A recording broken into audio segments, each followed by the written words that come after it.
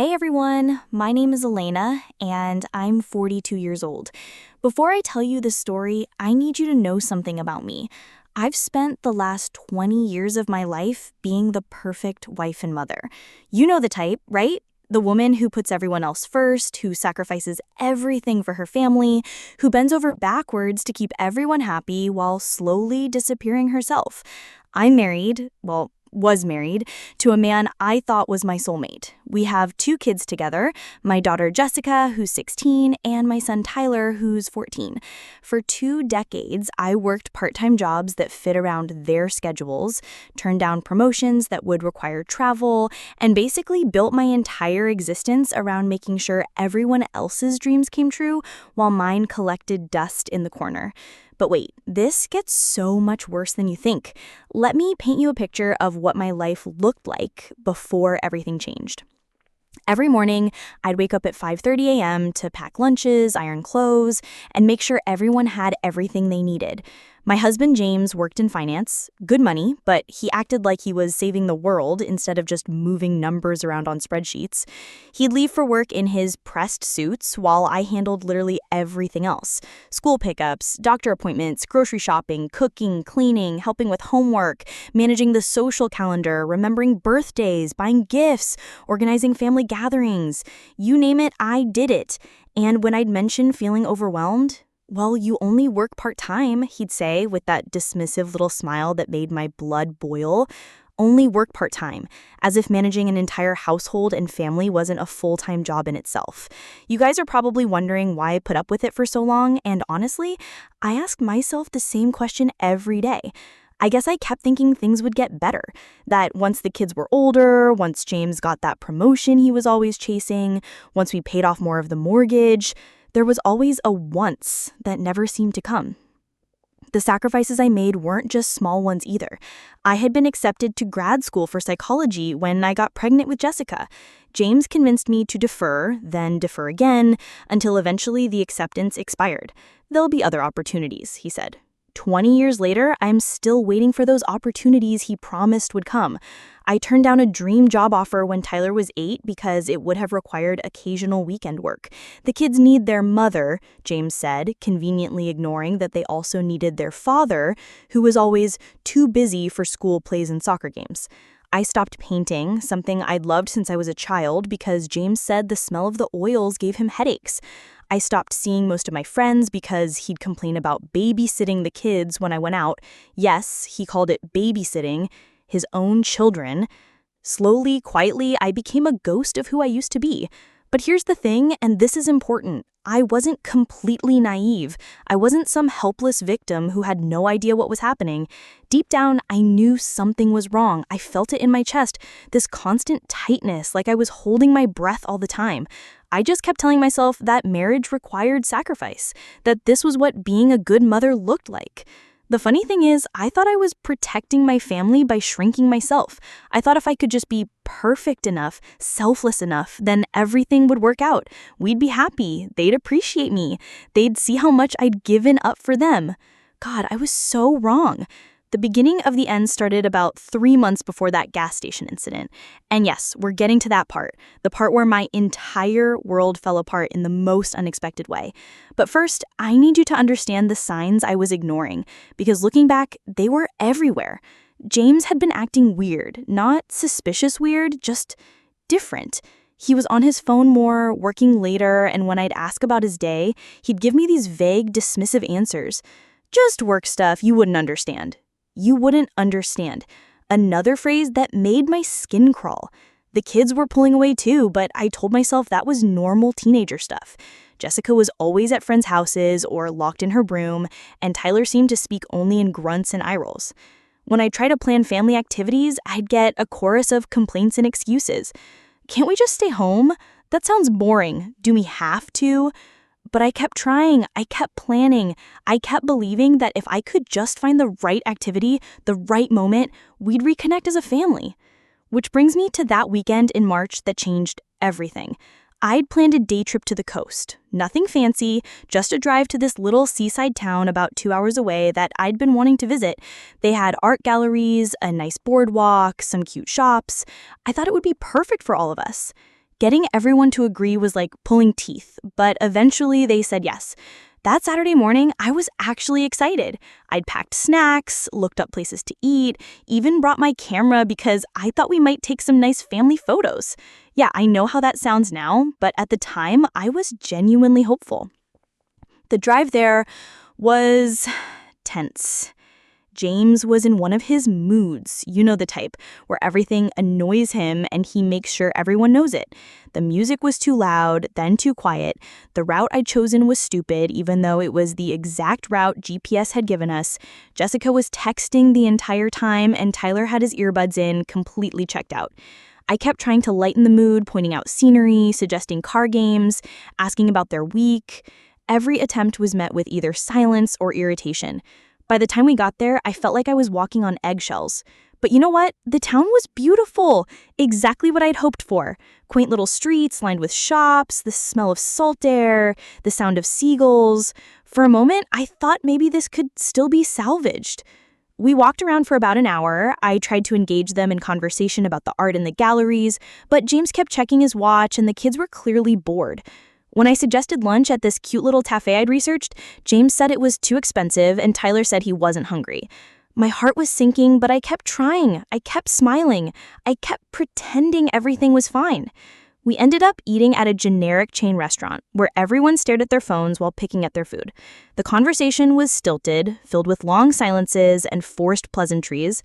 I found myself doing most of the talking, filling the awkward spaces with nervous chatter about nothing. After lunch, Jessica announced she had a headache and wanted to go home. Tyler immediately agreed, and James just shrugged like it was inevitable. 2 hours of driving for less than 3 hours at our destination, and they were ready to leave.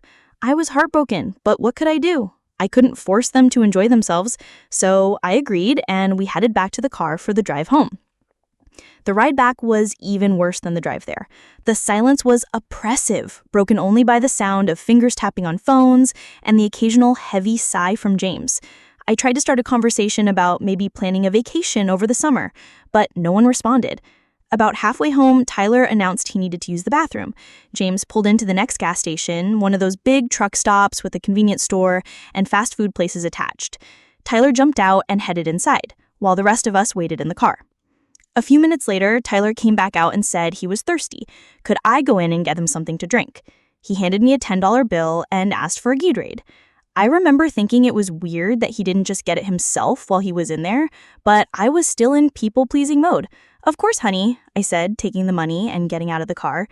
The convenience store was busy, families stopping on road trips, truckers grabbing coffee, teenagers buying snacks. I found the drinks section and grabbed a blue Gatorade for Tyler, then decided to get a bottle of water for myself and some gum for the rest of the drive. I was standing in line behind a woman with 3 small kids who were arguing about which candy they wanted, and I remember smiling at the chaos, thinking about how those days with young children felt like a lifetime ago. The line was moving slowly, and I was in no hurry. For the first time all day, I felt a moment of peace. I paid for the drinks and snacks, chatted briefly with the cashier about the nice weather, and walked back outside expecting to see our family SUV right where we'd left it. Except it wasn't there. I stood there for a moment, confused. Had I forgotten where we parked? I looked around the parking lot thinking maybe James had moved the car to a different spot, but our dark blue Honda Pilot was nowhere to be seen. My first thought was that they were playing a prank. Maybe they'd driven around the building and were waiting for me to panic before coming back with big smiles and laughter. You should have seen your face. So I waited. I walked around the entire gas station complex, checking every parking spot, looking down the side streets. Nothing. I pulled out my phone and called James. It went straight to voicemail. I called Tyler. Voicemail. I called Jessica. Voicemail. The sick feeling in my stomach was growing stronger by the minute, but I still wasn't ready to accept what was happening. There had to be an explanation. Maybe there was an emergency. Maybe someone was hurt and they'd rushed to the hospital and forgotten about me in the panic. I tried calling again and again and again. All voicemails. I sent texts. Where are you? What happened? I'm still at the gas station. Please call me back. I'm worried. None of them were delivered. None of them were read. You guys, I stood in that parking lot for 4 hours. 4 hours. Clutching that stupid bottle of Gatorade and watching every car that drove past, hoping it would be them coming back for me. Other people started to notice. A woman asked if I was okay, if I needed help. A truck driver offered to let me use his phone to call someone. The gas station attendant kept looking at me with this mixture of pity and concern. But what was I supposed to tell them? That my husband and children had left me stranded at a gas station? That my own family had abandoned me like I was a piece of trash they could just throw away? As the sun started to set and the reality of the situation began to sink in, I felt something I'd never experienced before. It wasn't just hurt or confusion or anger, though I felt all of those things. It was something deeper, something that started in my chest and spread through my entire body like ice water in my veins. It was the moment I realized that the people I'd spent 20 years sacrificing everything for didn't just take me for granted. They actively wanted me gone. They'd planned this. They'd coordinated this. Tyler asking me to go inside hadn't been random. It had been the signal, the excuse they needed to drive away and leave me behind like I'd never existed. And in that moment, standing in that parking lot with tears streaming down my face and my phone buzzing with automated messages from credit card companies and reminder notifications, something inside me broke. But here's the thing, and this is important. It wasn't the kind of broken that makes you crumble. It was the kind of broken that clears away all the debris and shows you what's really there underneath. What was underneath was rage. Pure, focused, crystalline rage. They thought they could just discard me? They thought 20 years of my life meant nothing? They thought I was so pathetic, so worthless, that they could just drive away and leave me stranded without a second thought? Oh, they had no idea who they were dealing with. I called an Uber. The driver was a kind older woman named Grace who took one look at my tear-stained face and didn't ask any questions. She just drove me home while I sat in the back seat, my mind racing with plans and possibilities. The house was dark when I got there. Empty. They hadn't come home. Part of me had been hoping they'd be there waiting, ready to explain that it had all been some terrible misunderstanding. But no, they were gone, and they'd taken suitcases. This wasn't a spur-of-the-moment decision. This had been planned. I walked through our house, the house I'd spent 2 decades maintaining, decorating, and turning into a home, and saw it differently than I ever had before. I saw the photos on the walls that I'd carefully arranged, the furniture I'd researched and saved for, the little touches that made it warm and welcoming. All of it, every single thing, had been my effort, my time, my energy, my love. And they'd walked away from it like it meant nothing. I sat down at the kitchen table, the one that I'd refinished myself because James said hiring someone would be too expensive, and I made a decision that would change everything. If they wanted to throw me away, fine, but they weren't going to keep the life I'd built while doing it. I opened my laptop and got to work. First, I logged into our joint bank account. James had always handled the finances, but I wasn't stupid. I knew all the passwords, had access to everything. I'd been the one organizing the household bills for years, after all. I transferred half of everything into a new account in my name only. Checking, savings, the money market account James thought I didn't know about. Half of it was mine legally anyway, but more than that, it was mine morally. I'd earned every penny of it through 20 years of unpaid labor. Next, I called the bank and reported our credit cards as potentially compromised. I think someone might have gotten access to them, I said, which wasn't even a lie. Someone had gotten access, my husband, and he was no longer authorized to use them as far as I was concerned. New cards would be issued to me only. The old ones would be canceled within 24 hours. Then I did something that felt particularly satisfying. I called our mortgage company. Did you know that in our state, both spouses have to sign for any major changes to property ownership? James had always talked about his house, but legally it was ours, which meant that as of right now, he had no more right to it than I did. I scheduled an appointment to discuss my options. But wait, this is where it gets really good. By the time I went to bed that night, alone, in a house that felt bigger and quieter than it ever had before, I'd already taken the first steps towards reclaiming my life. I'd changed every password I could think of, secured my finances, and started the process of protecting my legal interests. And I did it all without sending a single text message to my family, without begging them to come back, without trying to understand why they did this to me. Because you know what I realized? It didn't matter why. The why didn't change the fact that they'd shown me exactly what they thought of me, and I'd finally seen them clearly in return. I'd spent 20 years trying to be worthy of their love and respect, trying to earn my place in their lives through sacrifice and service and endless accommodation. But love isn't something you earn through diminishing yourself. Respect isn't something you win by becoming smaller and smaller until you disappear. That night, as I lay in bed staring at the ceiling, I felt something I'd never experienced before. It wasn't just hurt or confusion or anger, though I felt all of those things. It was something deeper, something that started in my chest and spread through my entire body like ice water in my veins. It was the moment I realized that the people I'd spent 20 years sacrificing everything for didn't just take me for granted. They actively wanted me gone. They'd planned this. They'd coordinated this. Tyler asking me to go inside hadn't been random.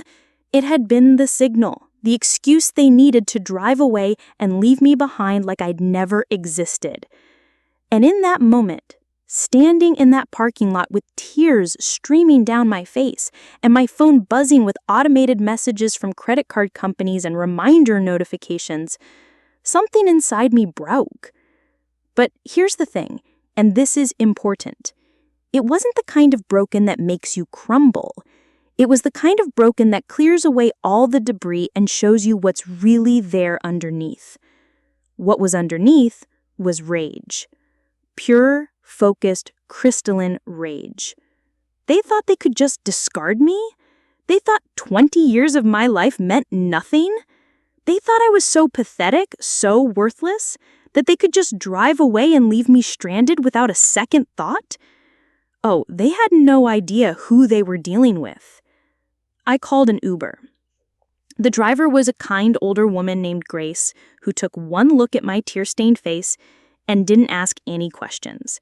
She just drove me home while I sat in the back seat, my mind racing with plans and possibilities. The house was dark when I got there. Empty. They hadn't come home. Part of me had been hoping they'd be there waiting, ready to explain that it had all been some terrible misunderstanding. But no, they were gone, and they'd taken suitcases. It was beautiful, peaceful, mine. I'd been so focused on making everyone else happy that I'd forgotten what it felt like to just exist. To sit with my thoughts without constantly planning the next meal or worrying about someone else's schedule. My phone had been buzzing all night with calls and texts, but I hadn't looked at it. Whatever they had to say, I wasn't ready to hear it yet. This moment, this first morning of my new life, belonged to me. But eventually, curiosity got the better of me. I picked up my phone and saw dozens of missed calls and messages from all three of them. The progression was fascinating. From James, "Call me back right now. This is ridiculous. Come home. You can't just take money from our account. My credit card was declined. What did you do?" From Jessica, "Mom, where are you? Dad says you took money from the bank. Why aren't you answering your phone? This is so embarrassing." From Tyler, Mom, are you okay? Dad's really mad. Please call back. Reading through them, I felt a mixture of sadness and vindication. Even in their attempts to reach out, it was all about them. James was angry about the inconvenience. Jessica was embarrassed by the situation. Only Tyler seemed genuinely concerned about my well-being. But here's what I noticed. Not one of them had apologized. Not one of them had acknowledged what they'd done or tried to explain why they'd left me at that gas station. They were upset about the consequences of their actions, not the actions themselves. That told me everything I needed to know. I made myself breakfast. Real breakfast, not the quick toast or cereal I usually grabbed while packing everyone else's lunch. I cooked eggs and bacon, made fresh orange juice, and ate slowly while reading the news on my tablet.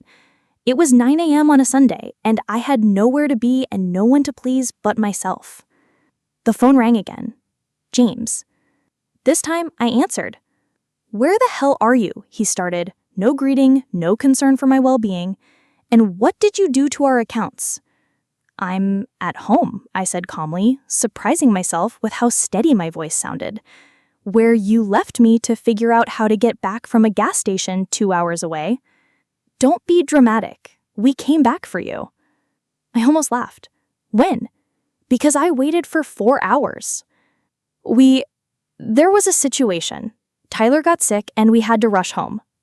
"Interesting," I said, "because Tyler texted me at midnight asking if I was okay. If he was so sick that you had to abandon me, why was he texting?" Silence. "Elena, you need to stop this nonsense and come home. Put the money back and cancel whatever you did to the credit cards." "No." "What do you mean no?" "I mean no. I'm not putting the money back. It's my money too. And I'm not restoring access to credit cards that you used to plan and execute abandoning your wife at a gas station." "You're being ridiculous." "I'm being ridiculous?" I felt that familiar rage starting to bubble up, but this time instead of swallowing it down like I always had, I let it fuel my words. "You left me stranded 2 hours from home. You ignored my calls and texts for hours. You came home and packed bags without a word of explanation, and I'm the one being ridiculous?" "Look, we can talk about this when you get home. I am home, James. This is my home too, remember? The one I've been maintaining for 20 years while you acted like it was a hotel?" Another silence. "You can't just steal money from our account." "I didn't steal anything. I took what's legally mine. Half of our assets belong to me. And frankly, considering how much unpaid labor I've contributed to this family over the past decade, half is generous." I could hear him breathing heavily, probably that angry exhale he did when things didn't go his way. "Elena, you're not thinking clearly. You're upset." "You're absolutely right. I am upset. I'm upset that it took me 20 years to realize that my own family sees me as disposable. I'm upset that I spent decades sacrificing my dreams and goals and identity for people who would leave me at a gas station without a second thought. It wasn't like that. Then what was it like, James? Explain it to me. Make me understand how 3 people simultaneously decide to leave one person behind and then not respond to my calls for hours?" He couldn't. Of course he couldn't. Because there was no explanation that would make what they'd done acceptable. "We'll figure this out when you come home," he said finally. "I told you, I am home. You're the ones who left." And I hung up. My hands were shaking, but not from fear or sadness. From adrenaline. From the rush of finally speaking my truth instead of swallowing it down to keep the peace. For 20 years, I'd been managing everyone else's emotions, smoothing over conflicts, making excuses for their behavior, taking responsibility for their feelings while ignoring my own. Not anymore. The phone rang again. Immediately. Jessica this time. "Mom, what is going on? Dad is freaking out and Tyler is crying and everyone's saying you stole money?" "I didn't steal anything, sweetheart. I secured my own financial safety after your father left me stranded at a gas station." "He said Tyler got sick?"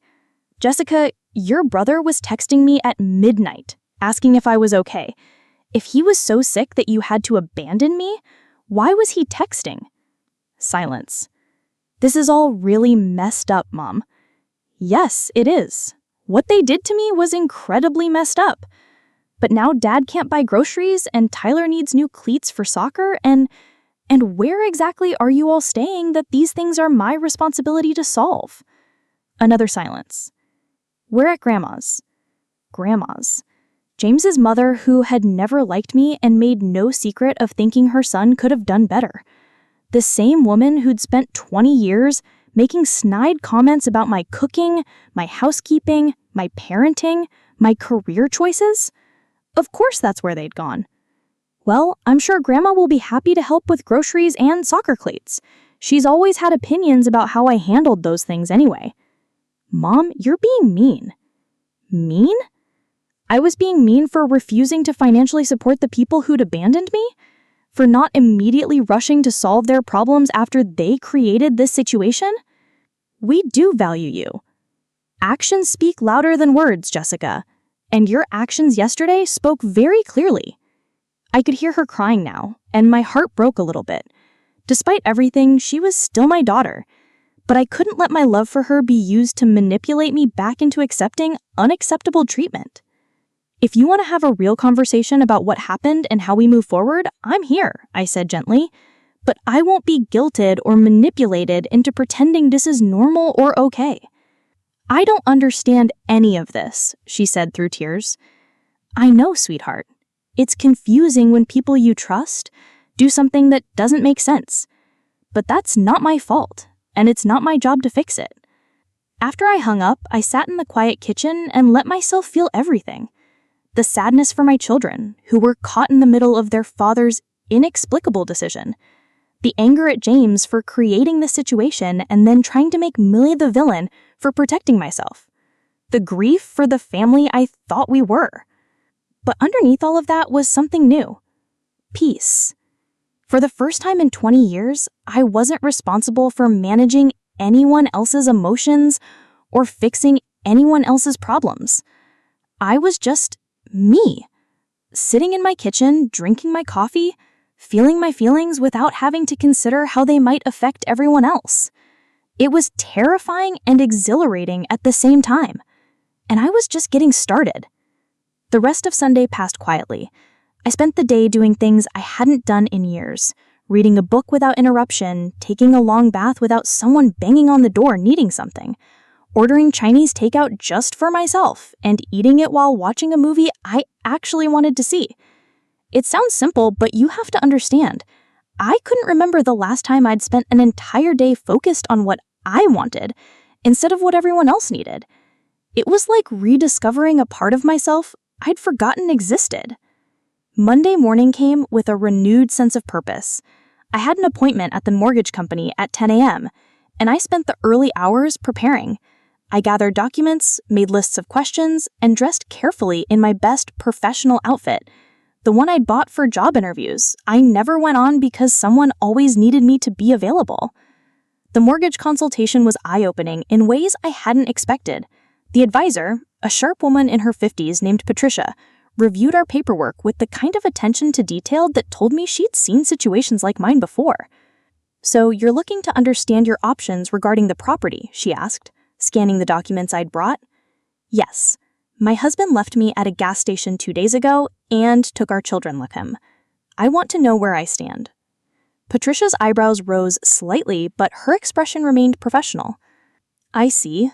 Well, the good news is that you're both listed as equal owners on the mortgage indeed.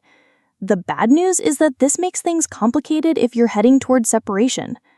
"What kind of complicated?" "Neither of you can sell or refinance without the other's consent. However, if he's abandoned the property..." She went on to explain my options. I could potentially petition for sole ownership if I could prove abandonment, but that would require legal proceedings. Alternatively, I could continue making payments and essentially wait him out. If he wanted back in, he'd have to come to me. "The most important thing," Patricia said, "is that you document everything. Every day he's not here, every bill you pay alone, until I came to my senses and remembered my place. James, I said, and my voice was steady as steel. I want you to listen to me very carefully. You and our children conspired to abandon me at a gas station as psychological manipulation to make me more compliant and grateful. When I refused to accept that treatment and protected myself financially, you decided to punish me further by staying away until I learned my lesson. I'm not finished. The authority in my voice surprised both of us. For 20 years, I have bent over backwards to accommodate everyone in this family. I gave up graduate school, career opportunities, friendships, and hobbies. I made myself smaller and smaller to make room for everyone else's needs and wants. And your response to my years of sacrifice was to abandon me on the side of the road to teach me a lesson? He opened his mouth to argue, but I held up my hand. You want to know what I learned? I learned that you never valued those sacrifices. You took them for granted. You saw my willingness to put everyone else first as weakness instead of love. And when I stopped being perfectly accommodating, you decided I needed to be punished. Elena, you're being dramatic. I'm being honest.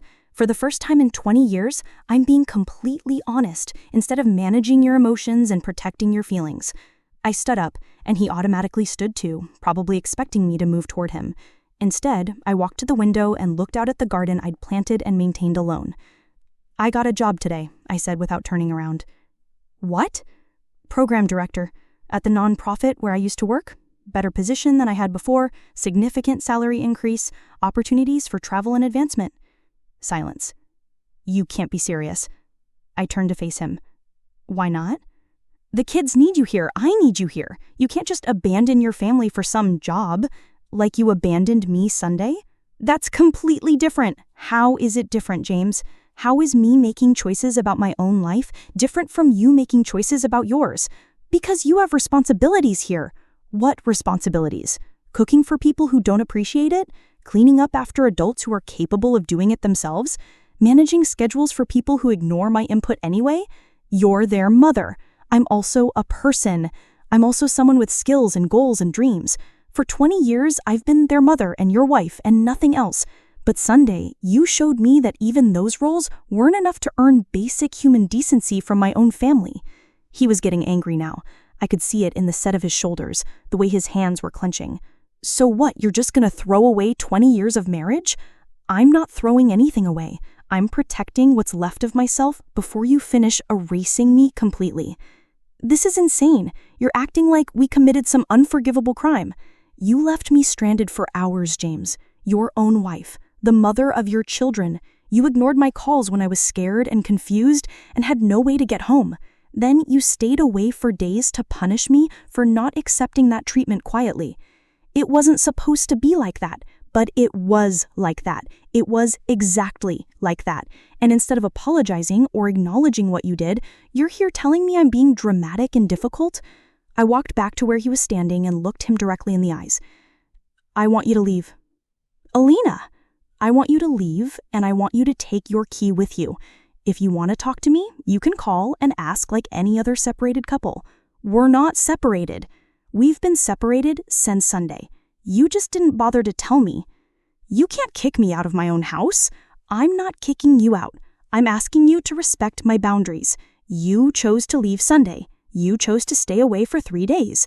You chose to treat this house as a place you could walk away from and return to at will. I'm simply asking you to continue the arrangement you started. And if I refuse... I thought about my conversation with Patricia, about documentation and proof of abandonment. Then I'll call the police and report that my estranged husband is trespassing in the home he abandoned. And then I'll call my lawyer and discuss filing for legal separation based on desertion. His face went white. You wouldn't. Try me. For a long moment, we stared at each other. I could see him trying to calculate his options, probably wondering if I was bluffing. I wasn't. Finally, he pulled out his keyring and removed the house key. He set it on the coffee table with more force than necessary. The kids want to come home. The kids chose to leave with you. If they want to come home, they're welcome to. But they'll be coming home to a mother who has a job and a life and expectations for how she'll be treated. You can't just change the rules overnight. I didn't change anything, James. You did. Sunday, when you decided I was someone who could be thrown away when inconvenient. After he left, I sat in my living room and felt the quiet settle around me like a blanket. 3 days ago, this silence would have felt empty and sad. Now, it felt peaceful. My phone buzzed with a text from Jessica. "Dad says you got a job and won't let him come home." I typed back, "I got a job, yes, and your father is welcome to come home when he's ready to apologize for what happened Sunday and discuss how we move forward respectfully. Why are you being so stubborn about this?" Stubborn. Another word for a woman who wouldn't accept unacceptable treatment. "Honey, I'm not being stubborn. I'm being honest about what I need to feel safe and valued in my own family." Safe? Dad didn't hurt you. Emotional abandonment is a form of harm. So is psychological manipulation. So is treating someone as disposable when they don't behave exactly how you want them to. My phone rang immediately. Jessica, crying. "Mom, I don't understand any of this. Everything was fine before Sunday." Was it fine, sweetheart?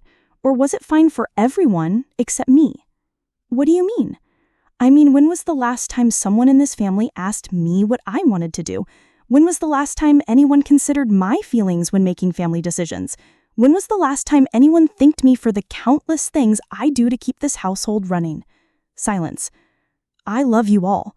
But love doesn't mean accepting poor treatment. Love doesn't mean making myself smaller so everyone else can be comfortable. But what about us? What about Tyler and me? What about you? If you and Dad get divorced, everything changes. We'll have to move, change schools, live in some tiny apartment. Jessica, honey, I'm not the one who created this situation. I'm not the one who decided to leave. I'm just the one refusing to pretend it didn't happen. Can't you just forgive him? Can't we go back to how things were? The question broke my heart because I could hear how much she wanted everything to go back to normal. But normal had been slowly killing me. Sweetheart, forgiveness doesn't mean accepting the same behavior over and over. It doesn't mean pretending something harmful didn't happen. So you're just gonna destroy our family? Your father destroyed our family Sunday when he decided I was someone who could be thrown away when inconvenient.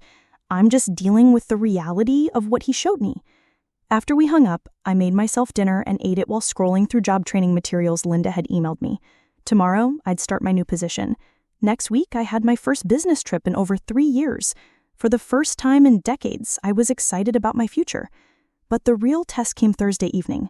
I was in the kitchen, cooking dinner for one, and enjoying the process without worrying about anyone's complaints when I heard voices in the driveway. Through the window, I saw Tyler walking toward the front door. Alone. My heart jumped. Whatever issues I had with James, Tyler was still my baby. He was only 14, caught in the middle of something he probably didn't understand. I opened the door before he could knock. "Hey, Mom." "Hey, sweetheart. What are you doing here?" "Can I come in? I want to talk to you." I stepped aside and let him into the house he'd left Sunday. He looked around like he was seeing it for the first time, taking in details he'd probably never noticed before. "It's quiet here," he said. "It is. I kind of like it." We sat in the living room, and I waited for him to speak first. "Dad told me what he said to you. About Sunday." "What did he tell you?" "That they wanted to teach you a lesson about being grateful." I felt my heart clench. "How do you feel about that?" Tyler was quiet for a long time, staring at his hands. "I didn't know that's what we were doing," he said finally. "When Dad told me to ask you to go inside, he said you'd forgotten something in the car and we needed to check. Then when you went in, he said we were going to pick up Jessica's friend real quick and come back. But you didn't come back." "No. Jessica's friend wasn't where she said she'd be, and when we finally found her, Dad said you'd probably called an Uber by now and we should just go to Grandma's." My 14-year-old son had been lied to and manipulated just like I had. "I kept asking to call you, but Dad said your phone was probably dead and we'd see you at home. But then we didn't go home." "How did you feel when you realized what had really happened?" "Scared," he said immediately, "and sick. I kept thinking about you standing there waiting for us, and I felt horrible." "Tyler, what happened Sunday wasn't your fault. You were lied to, just like I was." "But I was part of it. I'm the one who asked you to go inside." "Because you believed you were helping. That's very different from choosing to hurt someone." He was crying now, and every motherly instinct I had wanted to comfort him. But I also needed him to understand something important. Sweetheart, what your father did was wrong. Not just to me, but to you and Jessica too. He used you to help me hurt me, and then he tried to make you complicit in the lie afterward. I know. I told him I wanted to come home. He said I couldn't unless you apologized first. Apologized for what? For overreacting and being dramatic. I closed my eyes and took a deep breath. Even now, James was trying to manipulate our children against me. Tyler, I want you to know something. You are always welcome in this house. Always. This is your home, and I am your mother, and nothing will ever change that. But I won't apologize for protecting myself when I was treated badly. Dad says if you really loved us, you'd put the family back together. If your father really loved us, he wouldn't have torn it apart to begin with. Tyler nodded slowly. Can I stay here tonight? Of course you can. Do you want to call your father and let him know? I already did. That's why I came alone. He said if I stayed here, I was choosing sides. The manipulation was breathtaking. James was forcing our 14-year-old son to choose between his parents instead of taking responsibility for his own actions. You're not choosing sides, honey. You're coming home. That night, Tyler and I ordered pizza and watched movies until late. We talked about school, his friends, his upcoming soccer season, normal things, mother and son things that had nothing to do with the drama swirling around us. But the most important conversation happened right before he went to bed. Mom, are you going to divorce Dad? I don't know yet, sweetheart. That depends on whether he can acknowledge what he did wrong and make changes. Do you think he will? Honestly, I don't know. But I do know that I can't go back to the way things were. I can't go back to being treated like my feelings and needs don't matter. I get it, he said quietly. I've seen how he talks to you sometimes. How they all talk to you. What do you mean? Like you're just there. Like you don't have opinions that count. Jessica does it too, and I probably did it sometimes without realizing. The fact that my 14-year-old son had noticed made me both proud of his awareness and sad that he'd had to witness it. Tyler, I want you to know something. You are always welcome in this house. Always. This is your home, and I am your mother, and nothing will ever change that. But I won't apologize for protecting myself when I was treated badly. James says I shouldn't have come here, but you came anyway. I wanted to see Tyler, and I wanted to understand what's happening. The three of us sat together in the living room, and I explained everything again. Not the simplified version I'd given over the phone, but the whole truth about Sunday, about the years of feeling unvalued, about the decision to stand up for myself. Jessica listened without interrupting, and when I finished, she was quiet for a long time. I didn't realize, she said finally. Didn't realize what? How much you do, how much you've given up. I always just thought, I don't know. I thought that's what moms did. It is what some moms do, but it's not what anyone should have to do to be worthy of love and respect. Do you hate us? Oh, sweetheart, no. I love you more than life itself. That's why this hurts so much. That's why I can't just pretend it didn't happen. I'm sorry, she said, and she was crying now. I'm sorry for going along with it. I'm sorry for not questioning it when Dad said we weren't going back for you. And I'm sorry for treating you like you didn't matter. Thank you for saying that. That means everything to me. Can I stay here too? And just like that, both of my children were home. That evening, while Tyler was upstairs showering and Jessica was doing homework at the kitchen table, my phone rang. James, I want my children back. They're not prisoners, James. They chose to come home. You're manipulating them against me. I haven't said a negative word about you to them. They're old enough to make their own judgments about what happened. This is ridiculous. You've turned them against their own father. No, James, You did that when you used them to help you abandon their mother. You did that when you told Tyler he was choosing sides by coming home, and you told Jessica she shouldn't come here. They belong with me. They belong where they feel safe and loved. Apparently, that's here. Elena, enough. This has gone on long enough. I'm coming home tomorrow and we're going to work this out like adults. Are you ready to apologize for what you did? I'm ready to discuss moving past this situation. That's not the same thing. I'm not going to grovel for forgiveness for trying to save our marriage. Save our marriage? You abandoned me on the side of the road to save our marriage? I was trying to show you what life would be like without us. Well, mission accomplished. I've had a taste of life with people who take me for granted and treat me like disposable, and I like it. You can't be serious. I'm completely serious. I'm more serious about anything in my life. Elena, think about what you're throwing away. 20 years of marriage, a family, financial security. I'm not throwing anything away. I'm protecting what you tried to destroy. And if I refuse to apologize, if I refuse to play these games, then you'll be doing exactly what I expect you to do, and I'll proceed accordingly. Meaning what? Meaning I'll file for legal separation, pursue sole custody of the children based on your abandonment of the family home, and start building a life that doesn't include people who think I'm disposable. Silence. You've changed, he said finally. Yes, I have. Sunday, you showed me exactly what you thought of me, and it opened my eyes to what I've been accepting for years. I'm not that woman anymore.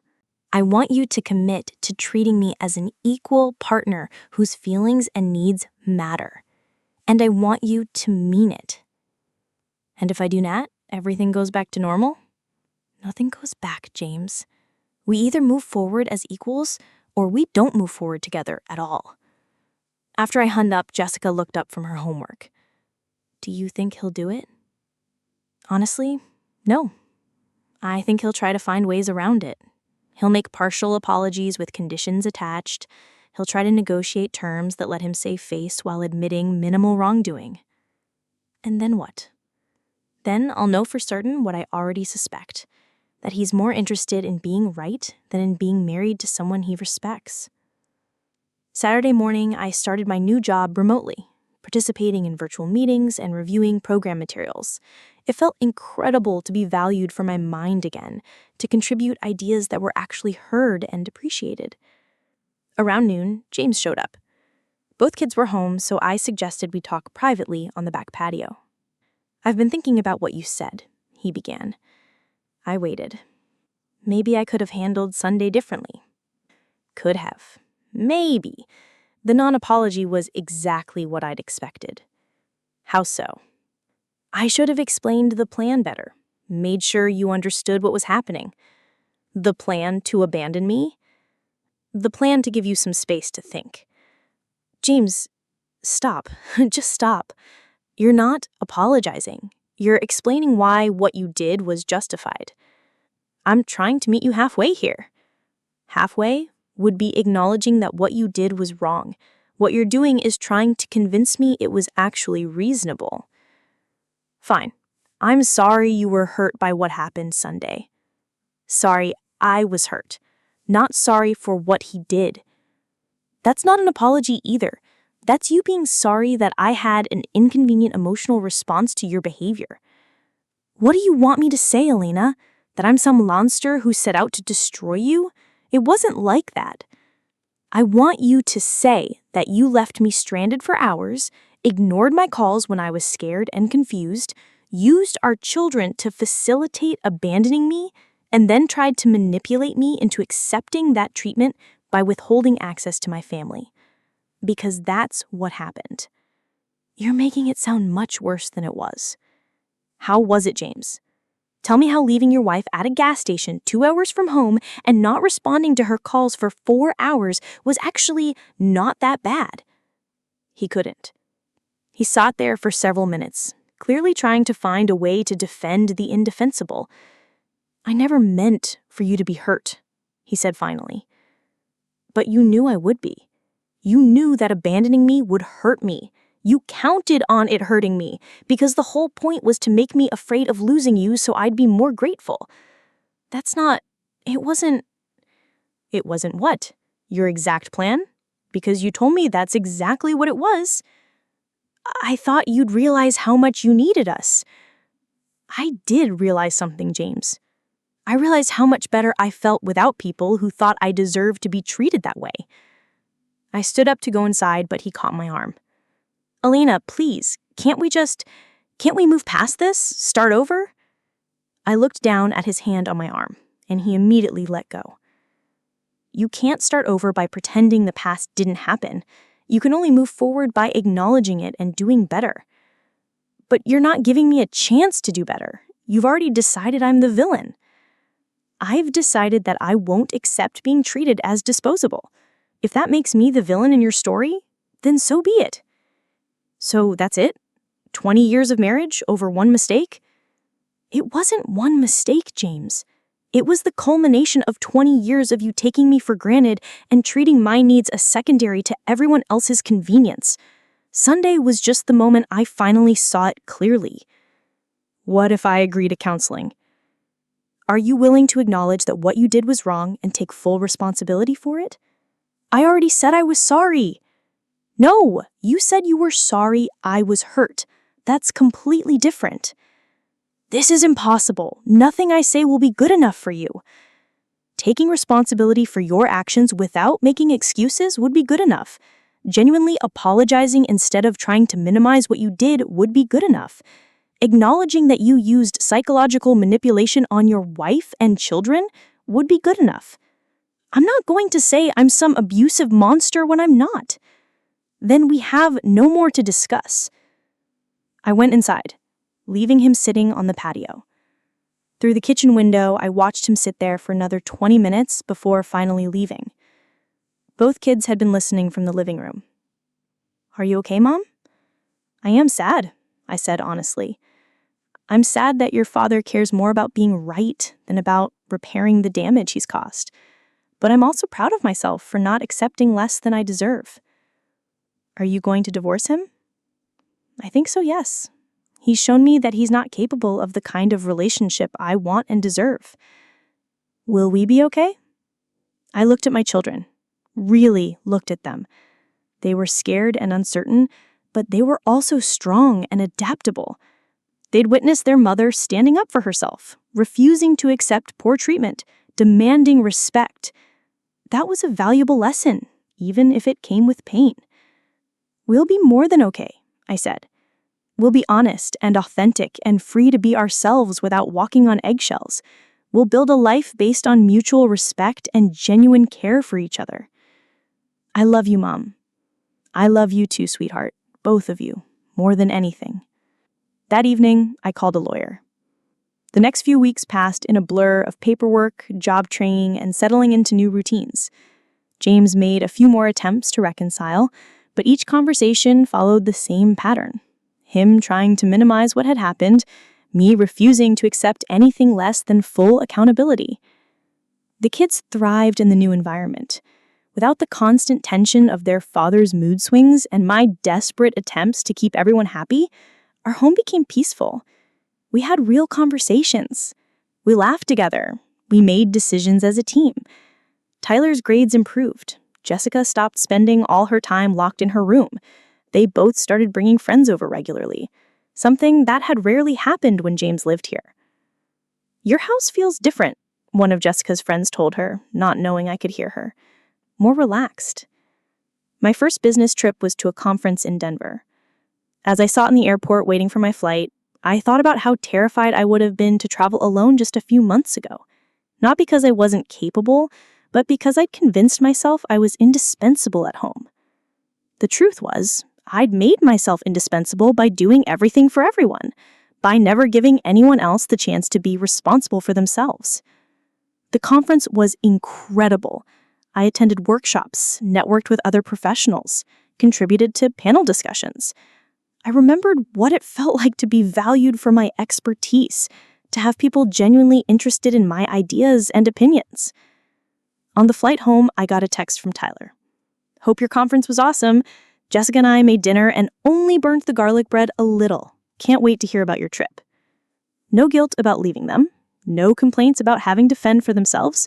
Just excitement about my success and pride in their own accomplishments. 6 months after that day at the gas station, my divorce was finalized. James had fought for custody, but the documentation I'd kept about his abandonment of the family home, combined with both children's stated preference to live with me, resulted in me getting primary custody with generous visitation for him. He'd also fought the financial settlement, claiming I wasn't entitled to half of his assets.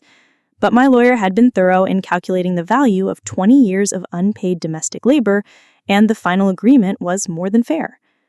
I kept the house, the one I'd maintained and improved for 20 years.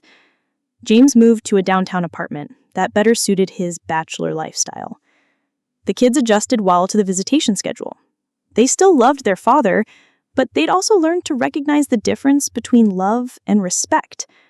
They visited him regularly, but they came home to a mother who modeled self-respect and healthy boundaries. A year after that life-changing Sunday, I was promoted again. I now oversee programs in 3 states and travel regularly for work. I've started painting again, joined a hiking group, and rekindled friendships I'd neglected for years. The kids are thriving. Tyler made varsity soccer as a sophomore. Jessica was accepted to an early college program. Both of them have learned that love doesn't require sacrificing your dreams or accepting poor treatment. Last month, James called to tell me he was getting remarried. His fiancée is younger, more accommodating, more willing to center her life around his needs and preferences. "I hope she makes you happy," I told him, and I meant it. "Are you ever going to forgive me for what happened?" he asked. "I forgave you a long time ago," I said. But forgiveness doesn't mean forgetting. It doesn't mean pretending it didn't happen. And it doesn't mean I should have stayed in a relationship where I was undervalued. Do you ever regret it, the divorce? I thought about my question carefully before answering. I regret that it took me 20 years to stand up for myself. I regret that our children had to witness their parents' marriage fall apart. But do I regret refusing to accept being treated as disposable? No, I'll never regret that. I never meant to make you feel disposable. But you did. And when I told you how your actions made me feel, you chose to defend those actions instead of changing them. I thought you'd always be there, no matter what. That was the problem, James. You thought you could treat me however you wanted because I'd proven I'd never leave. You tested that theory on a Sunday in March, and you found out you were wrong. After we hung up, I sat in my garden, the one that's fuller and more beautiful than ever now that I have time to properly tend it, and reflected on the journey that brought me here. That abandoned woman standing in a gas station parking lot feels like a different person now. She was scared, hurt, and confused. She'd spent so long making herself smaller that she'd almost disappeared entirely. But she had something important that she didn't even know about. She had a core of steel that 20 years of diminishment couldn't completely erode. When pushed to her breaking point, she didn't break. She bent, and then she snapped back stronger than before. People ask me sometimes if I'm bitter about the years I lost, the dreams I deferred, the woman I almost let disappear completely. But here's the thing. I'm not bitter. I'm grateful. I'm grateful that my family showed me exactly who they were before I wasted another 20 years trying to earn love that was never going to be freely given. I'm grateful that their betrayal woke me up to my own worth before it was too late to reclaim my life. I'm grateful that my children got to see their mother stand up for herself because they'll carry that example with them into their own relationships. And I'm grateful that at 42, I discovered I was stronger and more capable than I'd ever imagined. That Sunday in March, my family thought they were teaching me a lesson about gratitude. They were right. I did learn about gratitude. I learned to be grateful for my own strength, my own worth, and my own refusal to accept less than I deserve. And I learned that sometimes the best thing that can happen to you is having the people who take you for granted show you exactly how little they value you. Because once you see that clearly, you can never unsee it. And once you know your worth, you can never accept being treated as worthless again.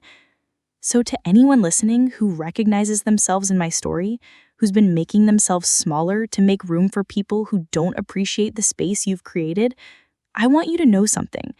You are not disposable. You are not asking for too much when you ask for basic respect and consideration. You are not being dramatic when you refuse to accept poor treatment. And you are stronger than you know. The people who truly love you will never ask you to shrink yourself to make them comfortable. They'll never test your loyalty by seeing how much mistreatment you'll accept. They'll never make you feel like you have to earn their love through sacrifice and accommodation. Real love sees you, values you, and treats you accordingly. Everything else is just people taking advantage of your kindness. Don't let them. You deserve better, and you're strong enough to demand it. Trust me on this one.